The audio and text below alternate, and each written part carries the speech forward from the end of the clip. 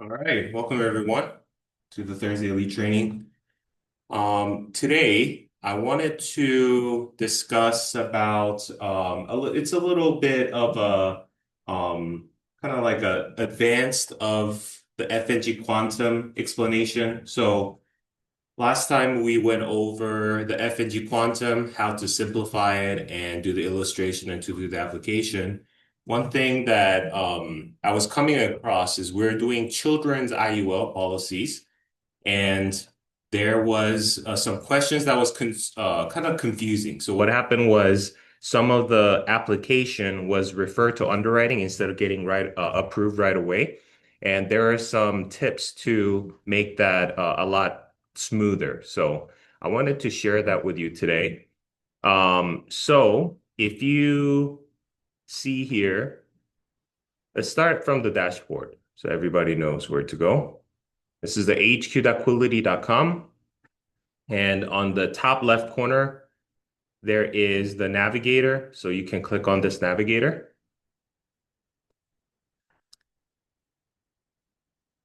And once you're logged in, there is, you see on the bottom left, there's Learn and Demo eApp. And this is the best way for you to just go through the application so that if you do have an actual appointment, you're not confused. So FNG Quantum IUL, I'm going to click on the Start Test Drive.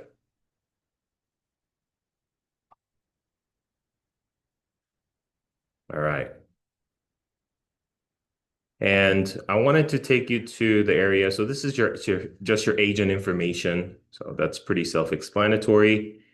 And here, let's go ahead and go to the page where it asks about the agent, the client. So if it's a children's IUL, they have still a question asking what is the proposed insured's income? And it also asks about the household income and what is their job status. So they didn't have an answer where it says just child. It said either education or it's like a working or not working, unemployed. And it was kind of confusing agents. So this tip will help you to able to go through the answers a lot quicker. So here, is the proposed insured currently working? Right? And when you put yes, then you have to put their actual job and things like that. But I mean, we were using an example of a 3-year-old child. They don't have a job. So we put a no answer here. And it says, are you retired or are you a non-working spouse? Are you a full-time student or none of the above? So what I was thinking is we do like the none of the above and do it, but it's asking like, are they actively seeking work? I mean, it's a 3-year-old child. So the answers don't actually match the client's, profile. So I asked them to change this, but it takes a little bit of time to do that. They said the best answer is click on a full-time student. And is the proposed insurer seeking a bachelor? You just go ahead and put other qualification. And here you're just going to put that it's a child. This is the best way for you to answer so that it doesn't flag anything. Because if you put that they are not working, but then they're going to be like, oh, so how are they going to pay for this policy? There's some extra underwriting question that you might have to answer, and it's not going to be an instant decision. So what we found out, I had a meeting with Jeff Sigworth, and he said that a full-time student is the choice you should have, and the insured seeking other qualification, and just put child as a detail, and you should be good. And on the household income, so this is another thing. What is the proposed insured's annual income? Annual income, technically it's zero, right? It's a 3-year-old baby. He's not making any money. But what is the proposed insured's household income? This is where you're going to combine the mom and dad's income together. So if they made $150,000 together, then you're going to put it in there. So that justifies the $0 because we put that it's a child and the family is making the money. And what is the proposed insured's net worth? This was another question people are asking about. Typically, if they were to own like a home, if they were to have some assets in their retirement plans, I would say usually we'll put minimum anywhere from 100 to a couple $100,000. I mean, even a home, let's just say a home is worth like 600,000 and mortgage is 400,000, there's a $200,000 equity. So I usually don't put less than a couple $100,000. Even if the client never heard the word net worth, they're like, I don't know what that means, then you can just kind of maybe put anywhere from 100 to $200,000 to be in the safer ranges on this question. Okay. So this is the standard answer you should do until we get that fixed and have an option for just child, um, and not put full student and things like that. Okay. And I wanted to show you another thing.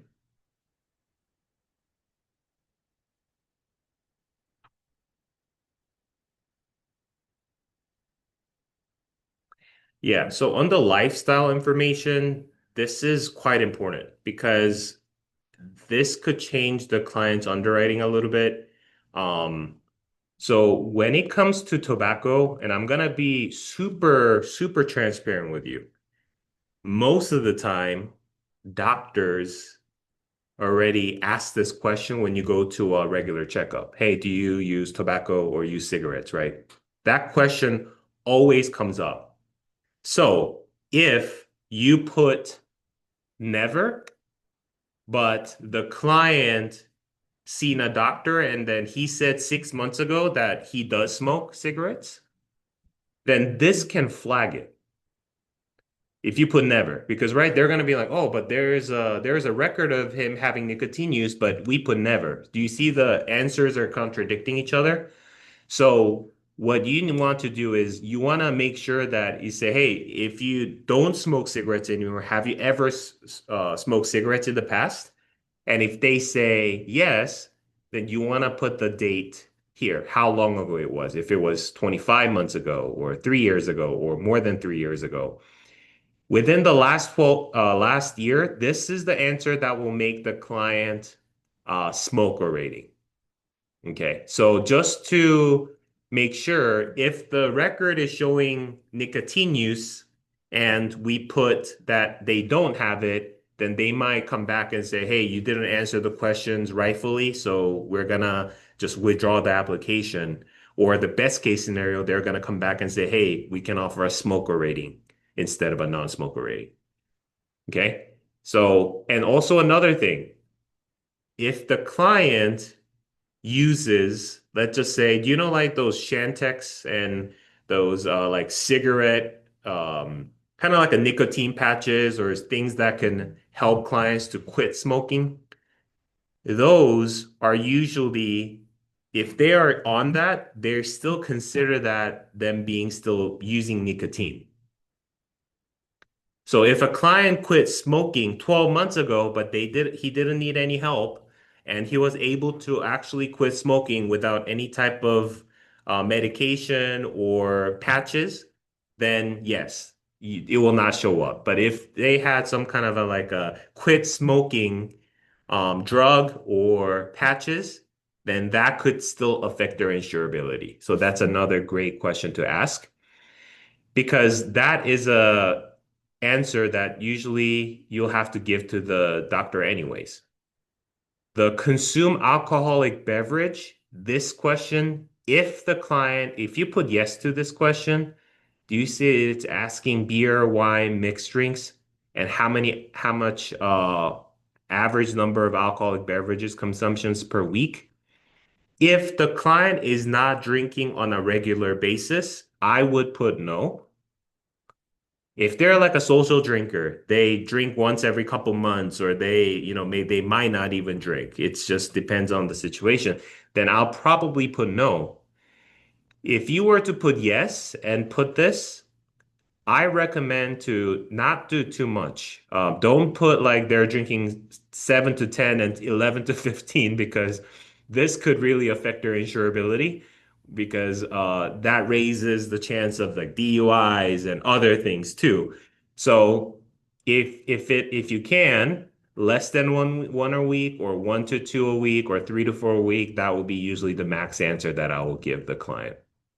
Okay, so that's just it's one of those things where it's like a gray area where clients don't really count exactly how many beers they're having, right? So just be mindful of that. So you're not putting a negative effect on their insurability. Okay.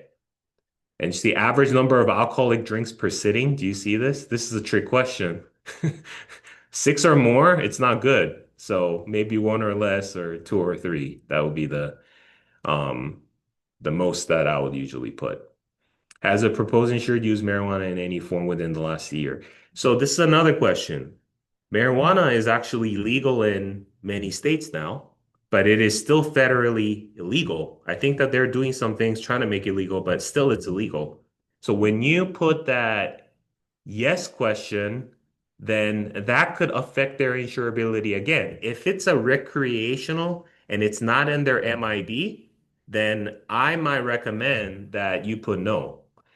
But if the client is like, "Hey, I'm a pothead and I smoke every single day," then then you can put yes, but I'm just letting you know that this could affect their insurability. So just be mindful and use some of your common sense to help answer questions. Okay. Jim, you have a question? Yeah, I was going to ask if Yeah. somebody, if we have a client that doesn't smoke marijuana, but they might have an edible, would we put no for that? Great question. So that's where if it's a recreational, then there's nothing in the medical record that shows that the client has a use of marijuana, right? Right, there's no Because medical it card. just yeah, it's just like going to the place to just buy it. But if you were to have a medical marijuana card and people are getting it for medical purposes, like for to manage their pain, or Hmm. PTSD or things like that, then it might show up on their record. Of course. Yeah. Okay, So in great. that case, putting yes will be the better. So medical marijuana, and they're being prescribed with them, then I would say put yes. But if it's Okay, recreational and if it's not, they're like smoking, every single day, multiple times, then even putting no, it will not come up in the record.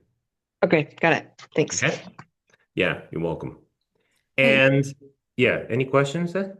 yeah, actually, I had a question about the Yeah. children's IUL for their Yeah. income. What if they actually do have income?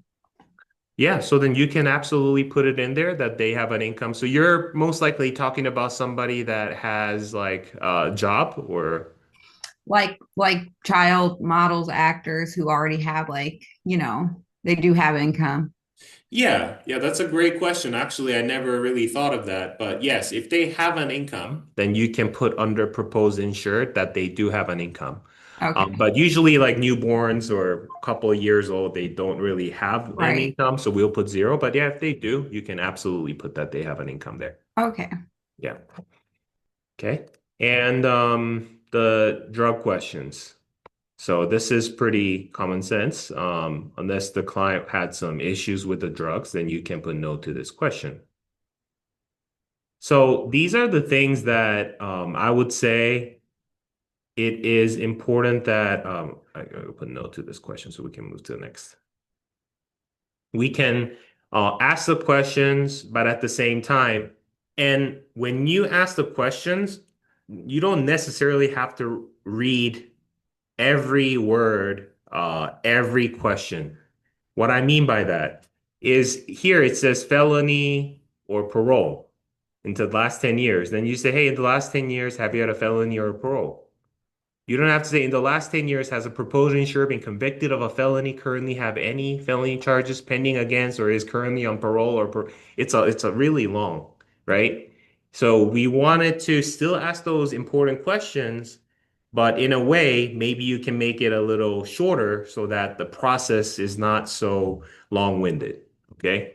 So, and you get better over time. You're going to say, hey, in the last 5 years, did you have a DUI or DUI or DWI or suspended license? Yeah, things like that. And this all helps you to uh, make it a lot easier.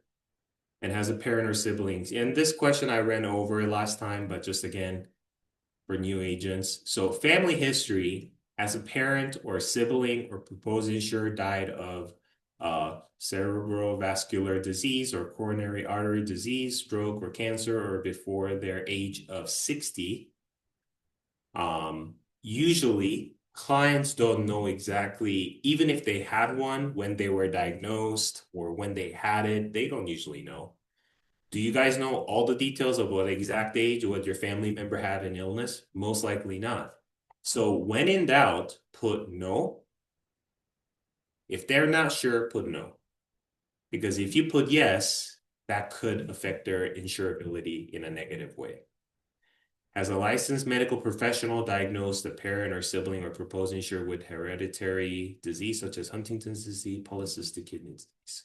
So in these situations also, a lot of the times the families don't know if they had Huntington's disease. Some people don't even know what Huntington's disease is, right? So if they don't know, they're not sure, just put no. That's the way we're doing it.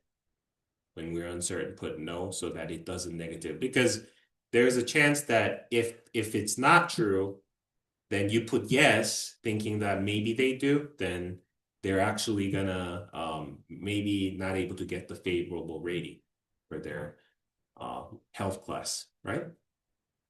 And one of these questions again, does the primary insured have any life insurance policy or annuity contract in force or pending? If the client has a policy, then you put yes. That should be a standard answer. Now, will this life insurance policy, if issued, replace or change in any way the above policy or contract? Then here, if you put yes, then the currently insured company will reach out to the insured, the client, and say, hey, why are you trying to cancel the policy? So we don't want that, right? Because they're gonna try to convince the client to keep the policy. So when they say, does the insured have a life insurance policy in force, you put yes. And if they're gonna be replacing it, you can put no. If you put yes, then just I'm letting you know that the insurance company that they're currently being insured under is gonna get notified. Okay. And another thing, this is a tip. If the client already has existing policy, let's say they have a $300,000 policy in place, but they just want another one.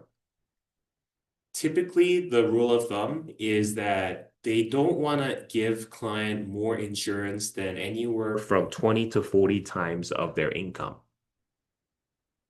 So if a client has $100,000 income, what is 20 times? It's about a couple $1 million, right? So if you were to have a $50,000 income, it's about $1 million. So if a client has a lot of policies already in place, just be mindful that if you show too many policies being in place, they might question like, hey, your income is not that much. Why do you need $2 million of coverage in total, including all the other companies that you have? And that could affect their insurability also. So this is only in cases where clients have multiple and large amount of coverages. But the general rule of thumb is about 20 times. They don't want to give more than 20 times. So if a client has about a $50,000 a year income, then the most amount of coverage they usually can get is about $1 million. In special cases, you can get a little more. Okay. So answer yes that they have a policy, but you can put no that they are not replacing it. And yeah, so that's the tip there. And then the other thing, another agent was asking me a question. This one. Has the owner or any proposed insured ever had or currently have life insurance or annuity benefit that has been sold or assigned to a life settlement, viatical, or secondary market provider? So what does that mean? Life settlement is it's a product in a way. So life settlement is if a client has a life insurance policy they had for a while and client can either no longer pay the policy because they're getting older and they just cannot afford it, or they have some serious health issues where they're like, I just wanna able to get some money out while I'm alive instead of leaving it to my family because I need it myself right now. Then it's an option to sell your life insurance policy to a company. So a company says, okay, I'll buy your life insurance, and now the new company that buys the policy becomes a beneficiary. Okay, so it becomes a beneficiary. So when the client passes away, instead of the family members, the insurance company collects the death benefit. So then why would the insurer do that is because let's just say it's a $300,000 policy and client has cancer, some major heart issues, and they have a certain life expectancy. Then the insured is like, hey, I don't really have many family members. I need some money to survive. And I would want to cash out this policy. Then up to about 30% of the total death benefit, they could potentially cash out depending on their life expectancy. So maybe a $300,000 policy will give them like anywhere from 280 to $100,000 if their health is pretty bad. So they can cash that out. So insured can make money, and sometimes clients cannot afford it. They're like, man, I'm 85 years old and I can no longer afford this payment.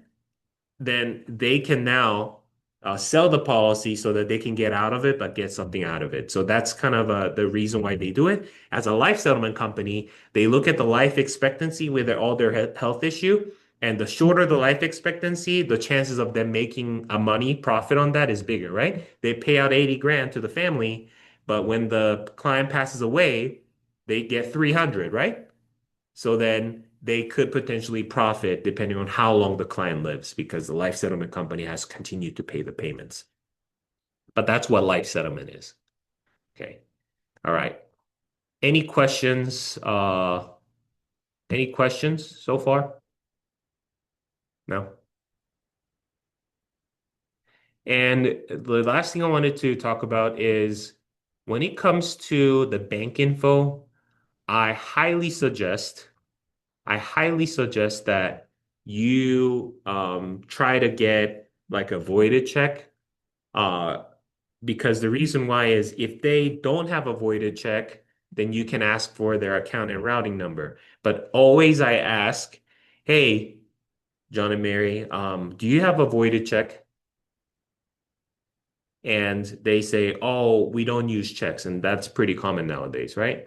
And at that point, you say, okay, no problem. But do you at least have the numbers that are found on the bottom of the check, the routing and account number? I can type it in for you. And when they read it out to you, these are the things you should do. You want to verify that. So you want to, after you get the account and routing number, you say, okay, John and Mary, I want to make sure that we got the right information so this doesn't affect the application. So let me read it back to you and tell me if it's correct. So 180A2475, right? And then I read that out and I confirm the routing and account number and the name of the bank and the owner of the bank account. And I always double check that. But the reason why I ask for a voided check is because the word voided gives them a little bit more of a peace of mind than say, hey, what's your bank info? Right? It can come off a lot more aggressive. So these are the little tips that I can give you where you could have an easier time transitioning into getting that bank info. So by the time when you get to the bank info section, they're going to ask, the question will ask, do you want the policy to be effective as soon as it's approved, or do you want to start it on a certain date? That's the question typically. So at that point, I would ask the question, not, I don't ask exactly that way. I ask, hey, John and Mary, if you were to qualify for this plan, do you want the coverage to start right away? So I'm pretty much telling him, hey, if this is approved, do you want the coverage to start right away? And most of the time, 70, 80% of the time, they say, yeah. Some clients will say, oh, I can't, I need to push it back a little bit, then that's okay too. But it's just you're kind of directing the question so that the client will give you the more likely answer that you're looking for. And right after that, you say, hey, John and Mary, do you have your voided check with you? They want to make sure they verify that it's really your account. And if they say they don't have a voided check, just say, hey, it's okay. But do you at least have the numbers that are found on the bottom of the check, like the routing and account number? And from my experience, that makes it a lot easier for you to get, and you get less objection about giving the bank info. So if you have been struggling on that part of the presentation, I might recommend you to try that. Okay. Any questions?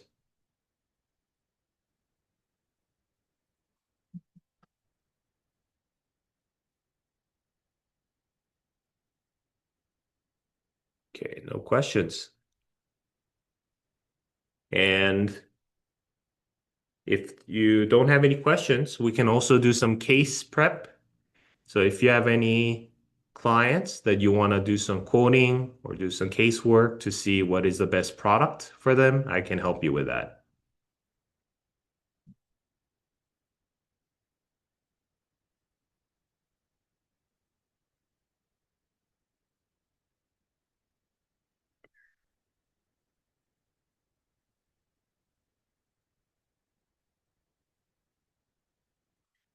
And if not, it's okay, but I'll stay on the call. So if you have any questions, you let me know. And then remember, we have the Ignite Blitz. So we have today. So starting today, we're doing all day dialing, setting up appointments, closing business, and this is to help you to really, really take your business to the next level. And what I found out when I was especially starting with Symmetry, which was about 9 years ago, I was so broke. I had $100 literally able to invest into this business. That was it. So I bought the cheapest leads possible, which is 99 cents per lead, 100 of them, and I started dialing. And I was so horrible at it too. But the more you do it, you get better. And let me ask you a question. And this is, I want you to be honest with yourself. If you were to be in a position where if you don't make any sales in the next 2 days, like you're either starved or you might not able to make it. Like how much of an effort would you put into this business? Because I was there. Like I was like, man, at that time we just moved to Vegas.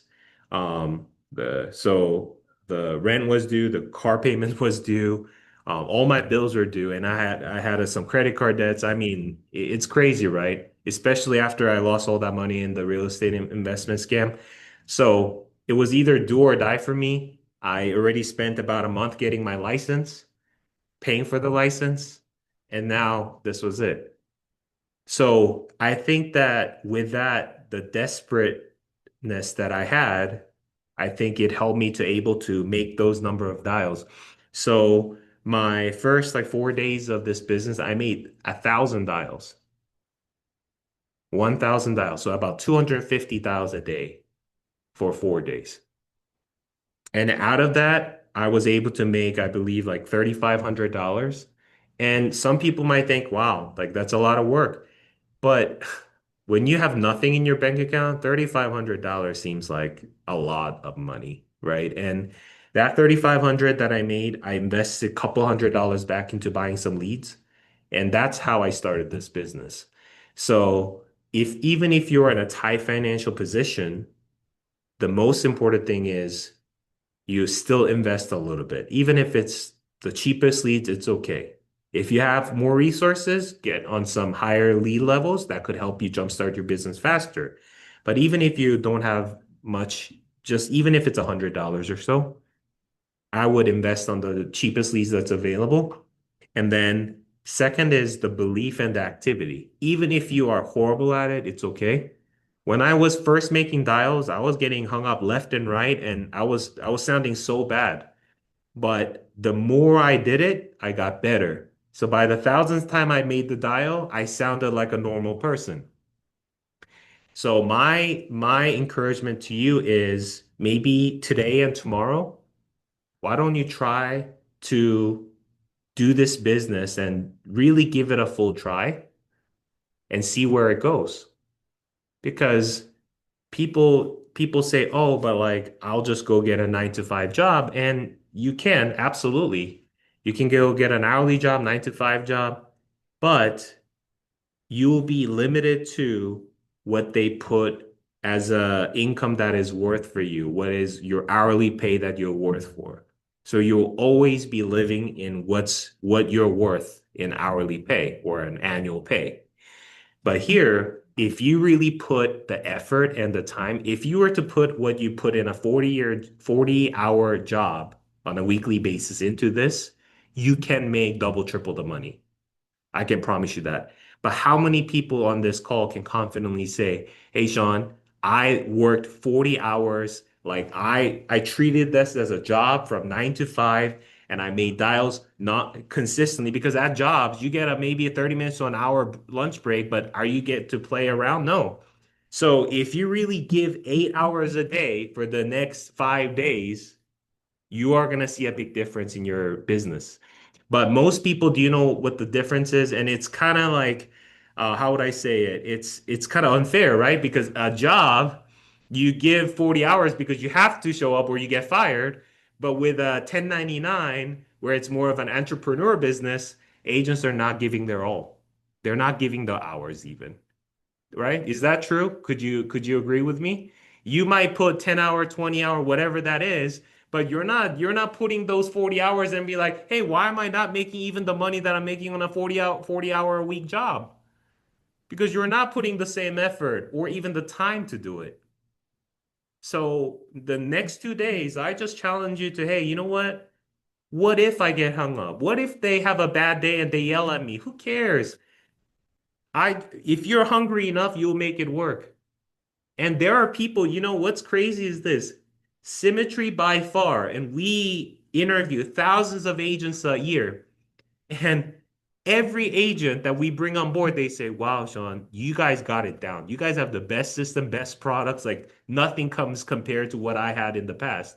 They're working for a company that starts them at a 25% commission rate, and they have to give their first 5 deals to their upline, call it a training, and they have to also pay a $50 a month fee, even if you don't make a single sale. You don't even have any of these tools, and they can only offer term policies. Imagine that. And now you are at a company actually has the best system that is free. HQ is free. You can literally purchase leads if you want, but if you don't want to buy leads, it's free. And you get a higher commission. You can start 80%, go up to 130%, and you can build an agency.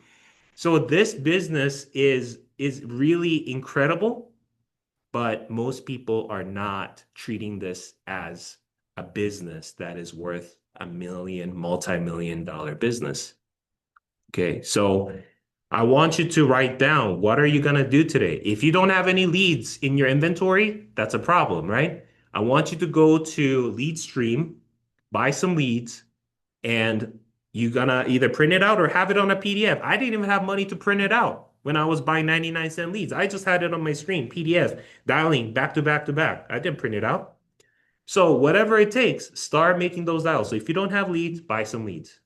You gotta invest. This is not a 9 to 5. If you don't have any money to invest and you don't want to invest, then this is not the right business for you. You should go and actually look for a 9 to 5 job. Not that that is bad. I'm just saying that this is not the right fit. If you do have leads and you're not dialing, that's on you, right? It's collecting dust because you're like, "Man, I'm either lazy or I don't feel comfortable. I'm afraid."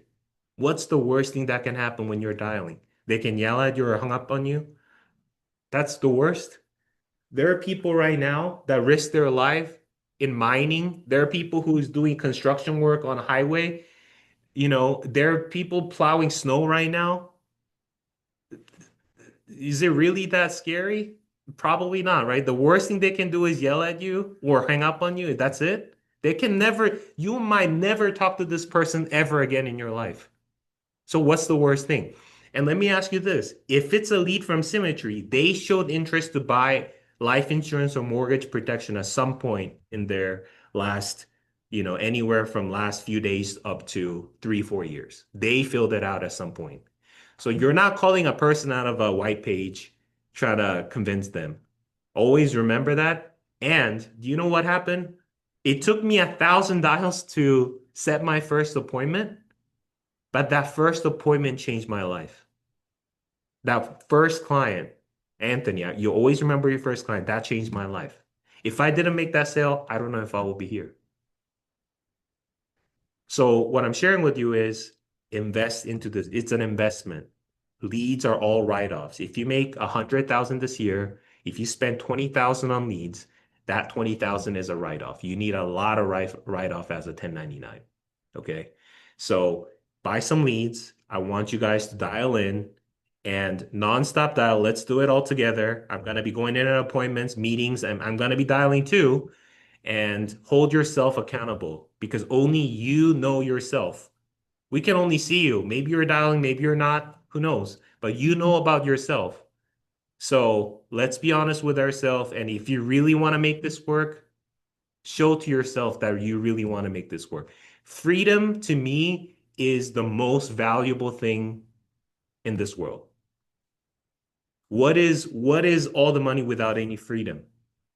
So with this business, you can have a freedom and you can have the money. But you do have to make some sacrifices and you have to put some hours. But treat this as a 9 to 5 job, like an hourly pay, and see if you feel like your boss says, "Hey, if you don't work today, you get fired." If you have that mindset and just keep working, I know you will be successful. Most agents are not putting more than 20 hours per week in this business, right? Some people put more, but if you see the agents who are at the top of the leaderboard, like Stefan, Bo, and agents who are even coming up, like the Ryans or the Thomas Proud, they are putting the hours in, and that's why they're on the top of the leaderboard. It's not because they're lucky, it's because they're investing their time and money into this business. So, I mean, who's ready to go? I'm super fired up. I wanna help you guys make more money. Let's next 2 days, let's make it count. And imagine we treat every day like this. See your income doubling. I'm telling you. Andrea, you have a question? Yeah, I can't raise my hand on here for some reason, but Okay. are you buying 100 leads per week? Were you doing that, or were you doing it? How were you doing it? Say it one more time. You broke up a little bit. Were you buying 100 leads per week, or okay? No, I was just buying, back then, standing lead order on a bonus lead was not even available. So I just purchased whatever was available, kind of equivalent to a lead stream now. It was in Hmm. ops before. So if you go to the lead stream and let me just take a look. I haven't looked at it today. So let's take a look and let me show you. So what I did was I just, I live in Nevada, I live in Vegas, so I just found the cheapest leads, which was 99 cents, and I just bought 100 of them. It was $100, Okay. or so. So, for example, like mail-in lead, one time, don't do the standing right now.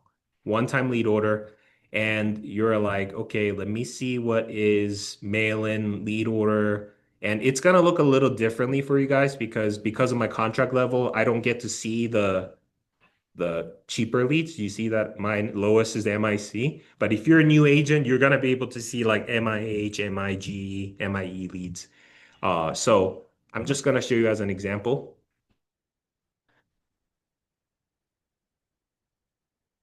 And these are some of the states that they have them, and you can choose.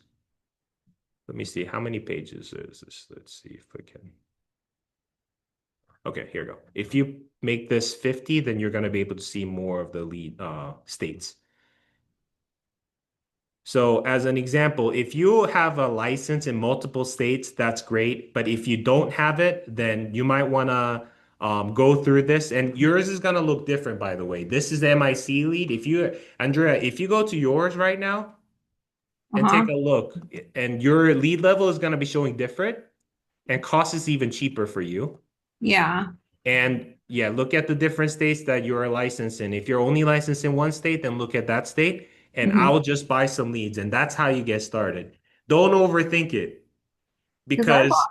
Go that ahead. one client might be waiting for you out of Yeah. hundreds of clients might be waiting for you because they need some coverage and you call them at the perfect time.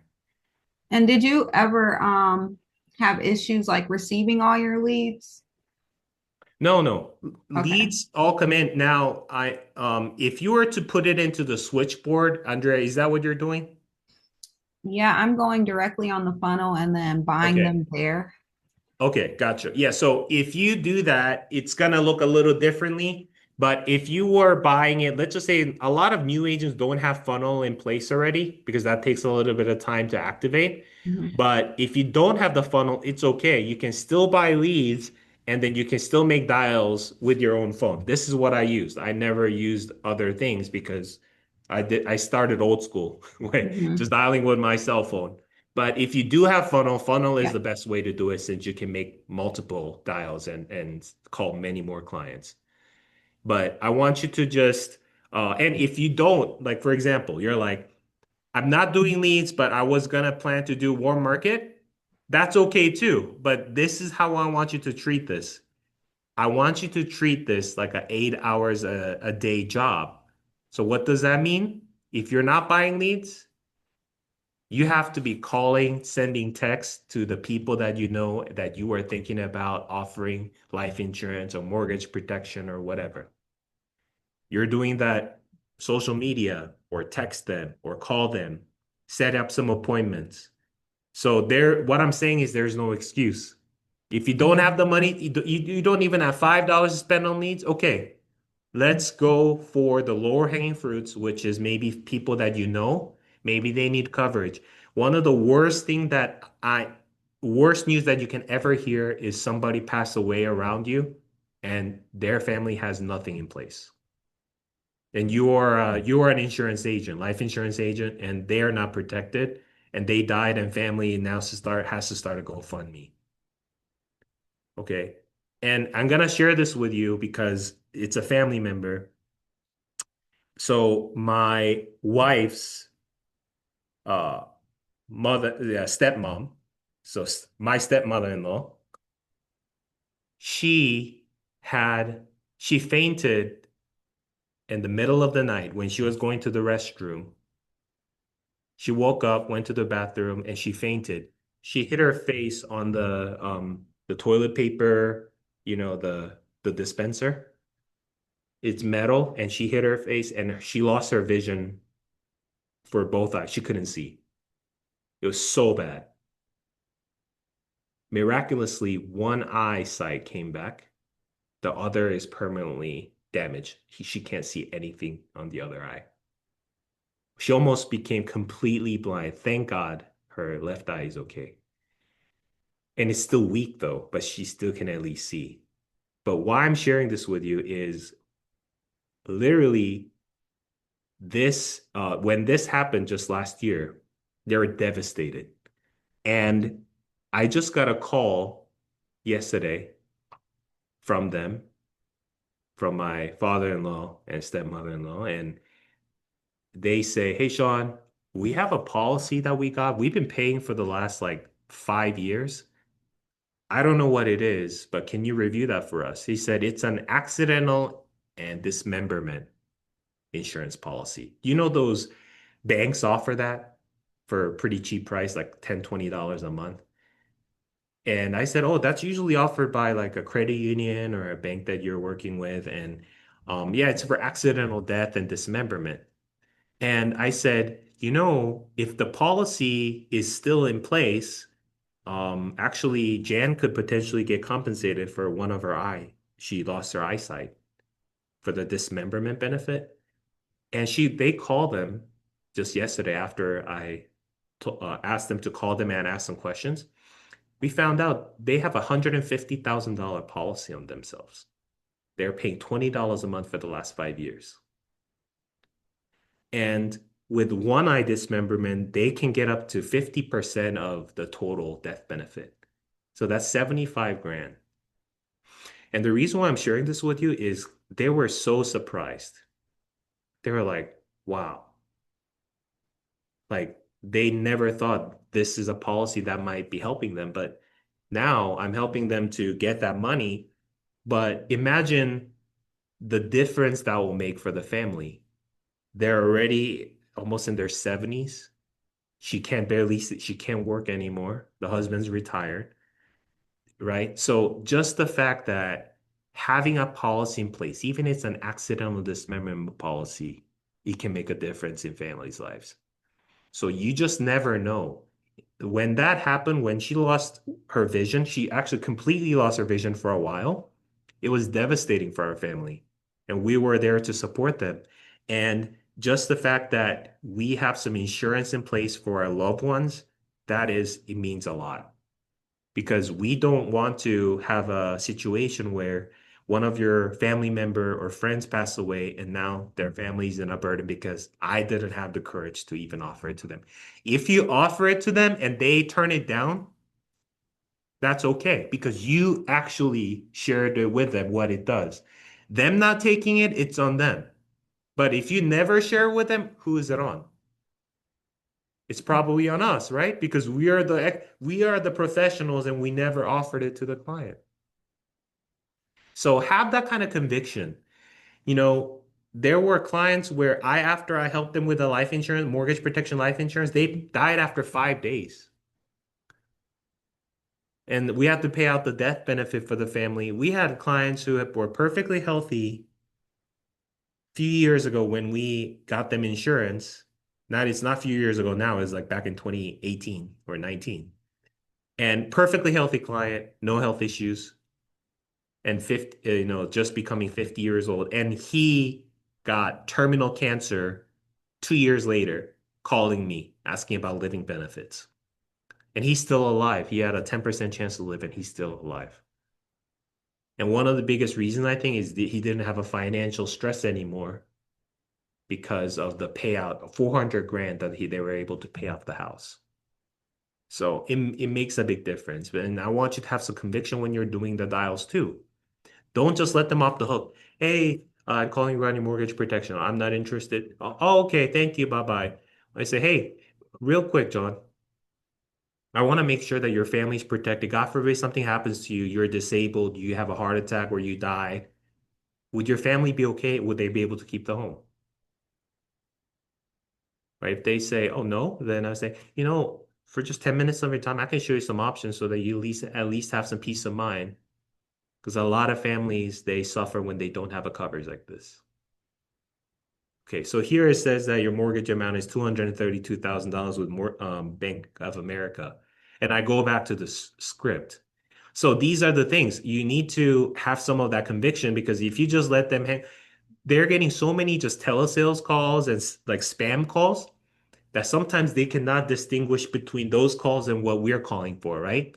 So you have to maybe ask a couple more questions and really try to find out why they even filled it out in the first place. And it's not easy. I'm not saying that's easy because people have a busy life, but having that conviction will help you reach out to so many more clients and able to convert some of those clients that maybe to getting a look, have a chance to look at the options and then getting a policy.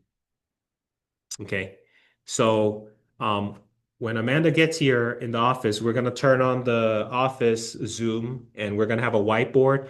And if you guys want to participate, put it in the chat that you want to be on the whiteboard for us to tally how many appointments we're setting. We're not doing dials. You keep track of how many dials you make on the agent activity report, but we're going to track how many appointments you're setting. Okay, so we're going to put it in every hour, we're going to update that. And then the other one is if you already have some appointments today that you're closing some business, then let's also get those APVs and we'll tally it up all together. Okay? All right. Any questions? I have a case prep question if no Yeah. one else does. Yeah, go ahead. I just have a 62-year-old um that is 5'5", 180 pounds, but she isn't on insulin. Okay. Um, and I was just wondering what would be the best area to start. Yeah. So just to summarize, so you said 62 female and diabetes, but no insulin, right? Hmm. Now my question is, when was the client diagnosed with diabetes for the first time? Do you know what age? In 2017, so she was over 45. Okay, that's great. So 2017, so about 9 years ago, which will make her around 53. So it was after 50. So there's a couple of options you can do. And also, Anna, this is just a little tip here where if Huh? the client says that they don't take insulin right now, I still ask a question. I say, have you ever taken insulin in the past, even if or have the doctor ever prescribed you with insulin, even in the past, even if you never took it? Because if they have a prescription, even if they never used it, it could show up and that could change the insurability. So that's another layer of question you can ask after you get the Awesome. information. So with this, I would say the best option is you can go with either, are you trying to do a term or what are you thinking? Or an IUL or what? Uh, yeah, probably. I mean, she has a tight budget, so probably like even just like mortgage sorry, equity protection. Yeah, So yeah, like equity protection plan. Okay. So, Anna, do you know how to do the equity protection plan with IUL instead of whole life? no. Okay. Yeah, so like the equity protection plan, literally what it does is we find out how much the mortgage payment is on a monthly basis, and then we multiply by that 12 or so to see how much coverage they need to cover for 12 months or 6 months, right? So we do the Okay. same thing with an IUL. So if we go to let's go to the yeah, here you go. So when you go to Engage Line and you go to the carrier quotes and go to Mutual of Omaha, because the Oh thing wait, is, yeah. it's not showing. It's your Google search. Oh, is it? Okay, I think that maybe it's let me see. Let me try to redo it here. But you would suggest starting with Mutual of Omaha, and then I Yeah. Yeah, I go would to say so. Yeah, that would be a great start too. I don't know what's going on here. Maybe it's being delayed a little bit. CV show here. Yeah, let's go directly to them right now. Wonder if it's my internet. Yeah, I think it is my internet because neither of these are working right now. Okay, here we go. oh there. So yeah, so Index Universal Life, instead of using a living promise, if they're healthy, but this is all assuming that the client is pretty healthy, no serious like heart Mhm. issues and things like that. And what state is this? Texas. Texas. Okay. And female, 62, What non-smoker, would be right? what would be the advantage of doing this way over term or whole life? Yeah, because equity protection plan, it's harder to do with a term because Mm-hmm. term usually you need to have at least a certain amount of coverage for you because whole lives Oh and yeah. IULs go lower in coverage. Term Okay. usually have like, oh, you have to do minimum of 50 or 100K coverage, right? Okay. And secondly, since the term at 62, the longest term that they'll even offer her maybe is about 20 year, 15 to 20 year term. So Okay. if the client doesn't die during that time, they lose all their money. So I rather give them permanent. Okay. Yeah. So what is the monthly payment?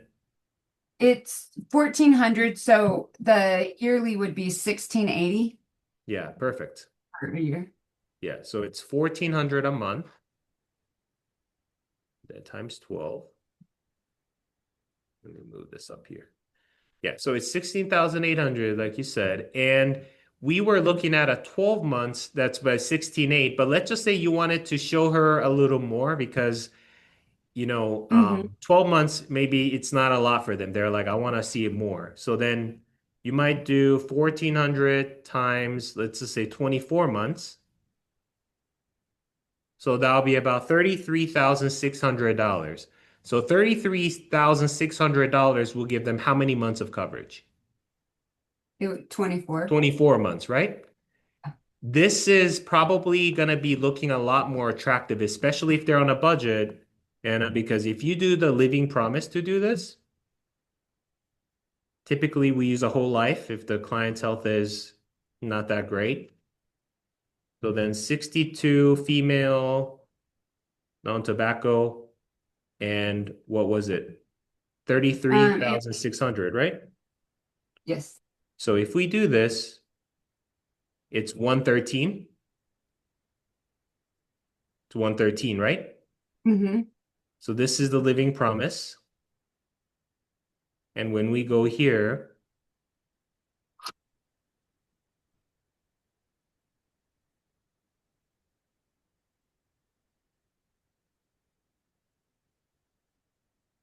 you see it's 76. So the Ah, pricing is way cheaper for the client. So you can get them more equity protection for less monthly premium.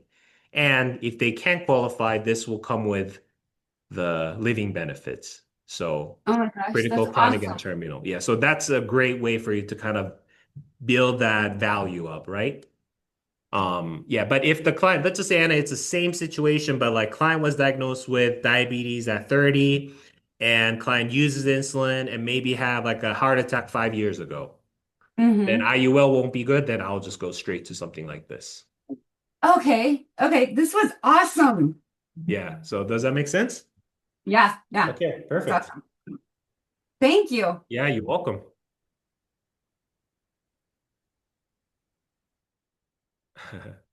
All right, Victoria. Yeah, I'll definitely put you on the whiteboard. Um, any other questions?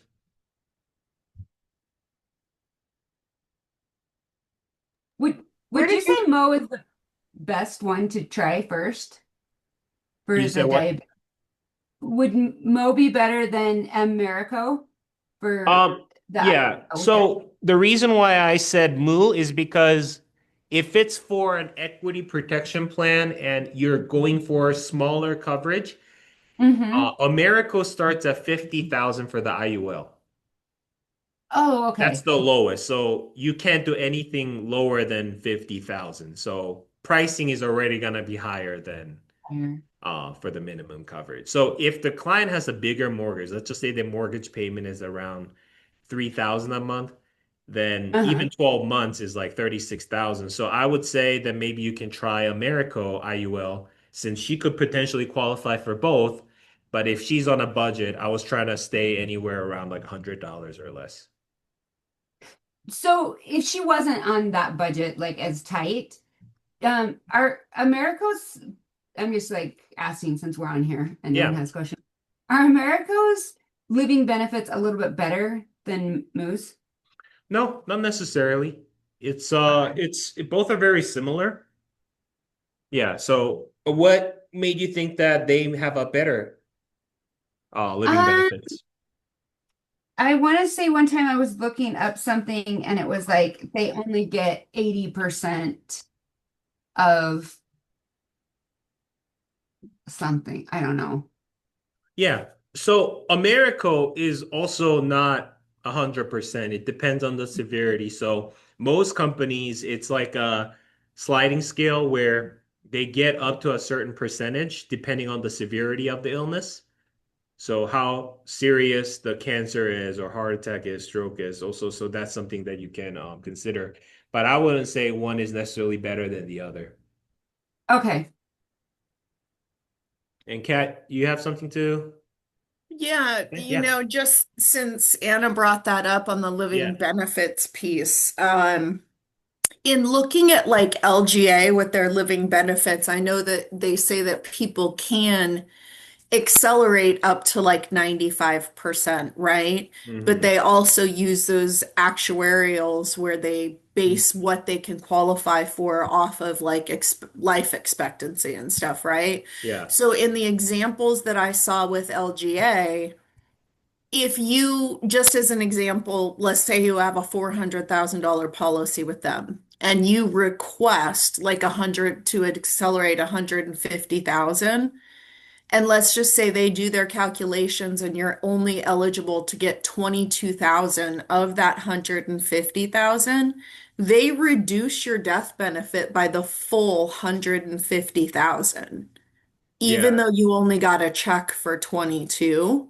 Hmm. So I don't think I ever really realized that. So they decrease the premiums that the agents are pay or that the clients are paying Hmm. by what they reduce the policy by. But why do they take the 150,000 from their death benefit? So it's all like situational too, Kat. It's not oh exactly in this scenario because what they do is they have some people at the insurance companies that they look at the overall like you said life expectancy or severity of the illness.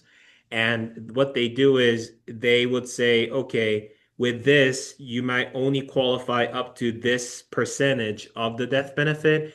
But didn't really necessarily hear like it's 150,000 is the amount that they reduce. It's not like a set in stone, that's the amount. It depends on they can pay up to 100%, but I think it's up to a certain percentage depending on the severity. Right, right. But I guess like so in LGA, and I'm just trying to make Yeah. sure that I understand how this works so that I don't ever say the incorrect thing to the clients. Yeah. But LGA, like in their brochures, puts out like hypotheticals, right? Mhm. And one of the hypotheticals that they used was that a client had a $250,000 life insurance policy. Mhm. They requested 150,000 for accelerated death benefit, and then the critical illness benefit payment amount that they were eligible to receive was like 26,000. So if they accepted that offer, then their remaining death benefit is $100,000. Where do you see that, Kat? I'm gonna drop it in the chat Yeah. because Yeah. it didn't make sense to me that they would, if they're only giving them 22 grand, why they would take the whole 150 off the death benefit. I just dropped it in the chat. Okay.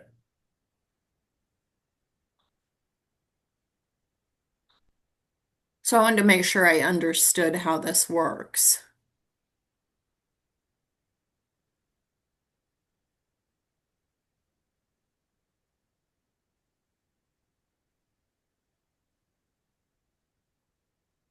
Yeah, so what they do is I think that based on it's like a discounted living benefits thing where if the client and it's this is a very specific just an example for this one, but the way I understood it was based on the severity of because this is requested, right? Accelerated critical illness requested.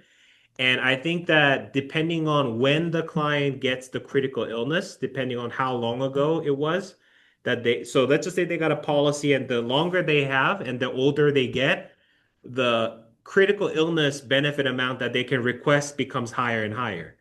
But I think the critical illness amount based on what they actually saw in their medical record or attending physician statement based on that critical illness, they're only offering this amount to pay out.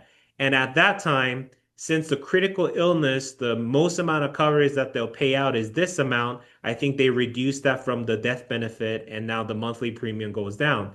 So the best way to probably explain that will be is depending on the when they got the critical illness and then depending on how severe it is they calculate a percentage out of the total amount that they can qualify from the critical illness and then that amount if once that gets paid out the amount that they were considering as an elected accelerated critical illness benefit that death benefit amount goes it goes away. But I think the best way for you to do this, Kat, will be to call them directly and ask about this so they can give you a more of a detailed explanation on this scenario. Yeah, okay. Yeah, I Yeah. just, like I said, it just didn't make sense to me that if I understand if they're only eligible for the 26,000, but Yeah. why would the death benefit if they're not Yeah. accelerating the full 150,000, then why does their death benefit change? Yeah, I get what you're saying. So you're saying that if it's only 22,000 that they got paid out, shouldn't the death benefit still be the 220 something thousand? Is that what you're saying? Right, Yeah. right. Yeah, I understand that. And maybe you could ask that and then I'll find out some answers about that. Okay. All right, cool. Thank you. Yeah, you're welcome. All right. So we will wrap this up. I'm gonna stop recording. Take a look here. Let's see, how do I, there you go.